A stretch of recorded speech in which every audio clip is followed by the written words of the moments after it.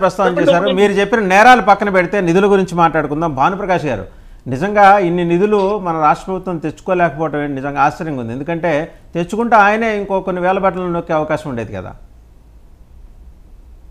అన్నా శ్రీనివాస్ గారు చెప్పినటువంటి దీంట్లో వాస్తవాలు ఉన్నాయి. కేంద్ర ప్రభుత్వం రాష్ట్ర ప్రభుత్వాలకి కొన్ని పథకాల్లో మ్యాచింగ్ గ్రాంట్ ఇస్తే తప్ప కేంద్ర ప్రభుత్వం రిలీజ్ చేసే అవకాశం లేదు. అలాంటి పథకాల్లో రాష్ట్ర ప్రభుత్వం తన వాటాని ఇవ్వని కారణంగా చాలా పథకాలు రాలేదు. ఎస్, వాస్తవం. అందుకని భారతీయ జనతా పార్టీ డిమాండ్ చేస్తుంది. ఈ రోజు కూడా వేణు గారికి డిమాండ్ చేస్తుంది, మీకు చేతనైతే 24 గంటల లోపల కేంద్ర ప్రభుత్వం ఇప్పటి వరకు రాష్ట్రానికి ఎంత ఇచ్చింది, తద్వారా రాష్ట్ర ప్రభుత్వం మ్యాచింగ్ గ్రాంట్ ఎంత చేసింది, ఏ పథకాలు మీ వల్ల ఆంధ్రప్రదేశ్ రాష్ట్ర ప్రజలకు అందలేదో ఒక శ్వేతపత్రం విడుదల చేయమండి. ఎందుకు ఈ డిస్టర్బెన్స్, ఈ కన్ఫ్యూజన్ అంతా? మమ్మల్ని ఊరికి అరిచేది మేము ఎందుకు గెలుస్తాము, మా మీద పడేది కాకుండా వారు ఒక శ్వేతపత్రం ధైర్యం ఉంటే, ఈరోజు మళ్ళీ ఛాలెంజ్ చేస్తున్నా, వైసీపీ ప్రభుత్వానికి ధైర్యం ఉంటే ఈ 5 సంవత్సరాల కాలంలో కేంద్ర ప్రభుత్వం ఇచ్చినటువంటి నిధుల్ని, రాష్ట్ర ప్రభుత్వం ఇచ్చినటువంటి మ్యాచింగ్ గ్రాంట్ ని ఎక్కడెక్కడ ల్యాప్స్ అయ్యో వాటిని ప్రజల ముందు పెట్టే ధైర్యం ఉందా అని చెప్పి రాష్ట్ర ప్రభుత్వాన్ని భారతీయ జనతా పార్టీ ప్రశ్నిస్తోంది. ఎందుకంటే కేంద్ర ప్రభుత్వం చిత్తశుద్ధితో పనిచేస్తున్నాం. కేంద్ర ప్రభుత్వం అనేక జల్ జీవన్ మిషన్ ద్వారా ప్రతి ఇంటికి నీళ్లు ఇవ్వాలని చెప్పి కేంద్ర ప్రభుత్వం ఆలోచన. ఆంధ్రప్రదేశ్ లో అది అమలు కాలేదు. ఎందుకంటే మ్యాచింగ్ గ్రాంట్ కారణంగా రైల్వే ప్రాజెక్ట్స్ లో స్థలాలు ఇవన్నీ బదిలీ చేయని కారణంగా రైల్వే ప్రాజెక్ట్స్ కూడా నిలిచిపోయాయి. అలాగే రైల్వే లైన్ లో కొన్ని లైన్స్ కి వీళ్ళు ఫండింగ్ ఇవ్వని కారణంగా చాలా నిలిచిపోయినాయి. ఎంతసేపు వీళ్ళు సంక్షేమం పేరుతో ఓట్లు దండుకోవాలని చెప్పి ఆంధ్రప్రదేశ్ ని సంక్షోభంలోకి తీసుకుపోయినట్టు ప్రభుత్వం జగన్మోహన్ రెడ్డి గారి ప్రభుత్వం.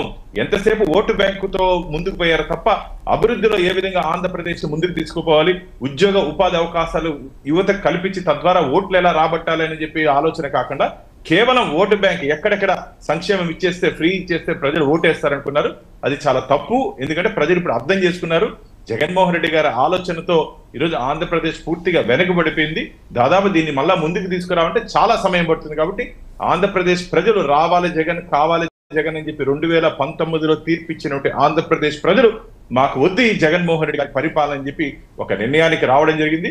నేను మళ్ళీ చెప్తున్న వైసీపీ నాయకులకి, దయచేసి మీ పాలసీలు, మీ పర్ఫార్మెన్స్ ఏదైనా ఉంటే మీరు చేసుకోండి తప్ప ప్రతిపక్షాల మీద పడి మీరెందుకు గెలిచారు, మీరెందుకు ఆ రోజు తిట్టుకున్నారు, ఈ రోజు గెలిచిపోయారని చెప్పి మమ్మల్ని ప్రశ్నించేది కాకుండా మిమ్మల్ని మీరు ప్రశ్నించుకోండి.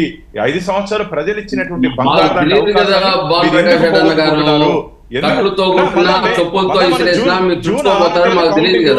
మళ్ళా కూర్చుంటాం, తెలుస్తుంది, కొత్త విషయాలన్నీ తెలుస్తున్నాయి. ఆ రోజు తొడగలుపుకున్నారు, మీసాలు తిప్పుకున్నారు, ఈ రోజు మేము కలిసి వస్తున్నామన్నారు. ఓకే, రెడీ, మేము కాదని చెప్పలేదు. మీరు చెప్పులు వేసిన ఇదే తిరుపతిలో ఏం మాట్లాడలేకపోయినారు, కట్టుతో పుట్ట ఏం మాట్లాడలేకపోయినారు. మీ స్థితి అది. మీ పర్సంటేజ్ మీరు కాపాడుకోవాలి, మీ పర్సంటేజ్ మీరు డెవలప్ వేణుగారు కైండ్లీ హ్యావ్ సమ్ పేషెన్స్. వారిని మాట్లాడివ్వండి. వేణుగారు ప్లీజ్ వారిని మాట్లాడివ్వండి, తర్వాత మీరు మాట్లాడండి. ఎంత అరాచకం జరిగిందంటే శ్రీనివాస్ గారు తెలుసు, 45 వార్డులో ఒక పేద కుటుంబం ఇంట్లో బోర్ వేసుకుంటా అంటే అధికార పార్టీ కార్పొరేటర్ పోయి డబ్బు అడిగాడు. డబ్బు ఇస్తే తప్ప, నాకు మామూలు ఇస్తే తప్ప, నాకు లంచం ఇస్తే తప్ప నువ్వు బోర్ వేసుకునేది లేదంటే మహిళలు తిరగబట్టే మహిళల్ని కొట్టారన్న వాళ్ళు.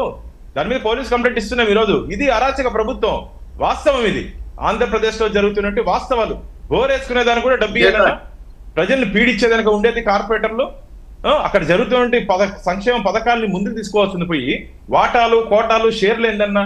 కాబట్టి మీ కోటలు బద్దలయ్యే అవినీతి గురించి మాట్లాడితే చాలా ఉన్నాయి. అవకాశం లేదు. మీ అవినీతి అరాచక ప్రభుత్వాన్ని ఆంధ్రప్రదేశ్ ప్రజలు ఎంత మాట్లాడినా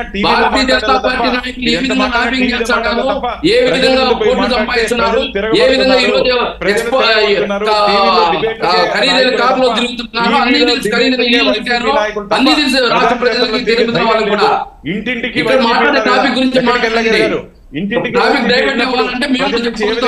వచ్చింది మీకు. ఒక్కసారి ఆలోచించండి, ఆత్మ పరిశీలన చేసుకోండి. మీకు ఇంకా అడ్డుకోవాలి తప్ప ఇంకొక 57 రోజులు ఆగండి. ప్రజలు మిమ్మల్ని మాట్లాడిరు. ఇంకా 57 రోజులు ఆగండి. ప్రజలు మిమ్మల్ని మాట్లాడించే పరిస్థితి లేదు. ఎందుకు ఊరికే గొంతు నొప్పి వస్తుంది మీకు ఊరికే అరిచేరిసన్నా? అవును, ముగ్గురికి సమాధానం చెప్పాలి అన్నప్పుడు మీరు అడ్డపడేటప్పుడు ఇంక మాట్లాడాలి. మేము మా వాయిస్ తొక్కే ప్రయత్నం చేస్తున్నప్పుడు ఏం చెప్పాలి? మేము